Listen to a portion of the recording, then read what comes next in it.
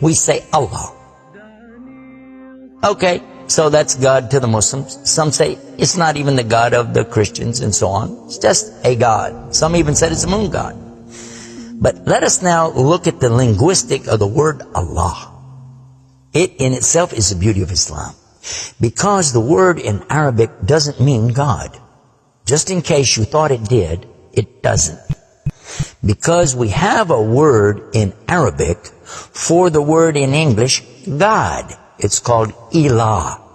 Ilah, God. God, Ilah. That's the word. But when we speak about the one and only God, the one that's to be worshipped, the God of Adam, the God of Abraham, and the God of Moses, God of Jesus Christ, peace be upon him, and the God of Muhammad, peace be upon him, we're talking about essentially the only God that's worthy to be worshipped. No other God. Now, I want to come to the etymology of the word. It comes from the word Ilah, and Ilah means God. But God is defined as what? Anything that's worshipped. Whether it be something you can see or you don't see. Something you can touch or not touch. Something that you can hear or not hear. A God could be anything. A God could be a rock, a stick, a stone, a bone. A God could be something that you could make with your hands. A God can be something you could use your imagination for. It could be a human being. A God could be anything. G-O-D, God, could be anything. But there is no word in English for Allah. So when you translate the word Allah to be God, you've actually diminished the meaning of Allah. In Arabic, though, it's clear. When you say Ilah, okay, he's talking about a God. And Allah is an Ilah. But he's also Al-Ilah, the only Ilah. And when you say Allah, this firms it up, and there's no doubt in anybody's mind that you're talking about the one and only God. The word Allah in the Arabic language cannot be made plural. There can't be more than one. Okay, that perfectly fits the unique God of the believers, because there's not more than one. He's only one. There's no God beside God. Second point is this: it can't be made female or male. There's no gender to the word. In Arabic, all the words have gender. All words have gender. But this particular word is only having gender because of the Arabic language, not because Allah has gender.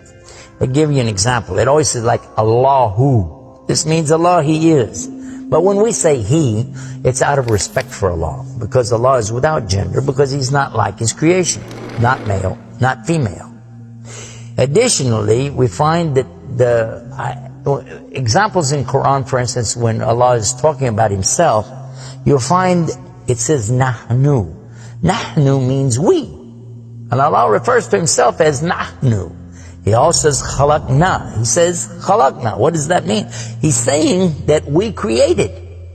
And throughout the Quran, you find Allah referring to Himself as we, our, and us. And right away you're going to say, okay, if that's not plural, then what is? In fact, this is the royal we used by a king or a queen when they're giving decrees. We have it in English too, so you can understand.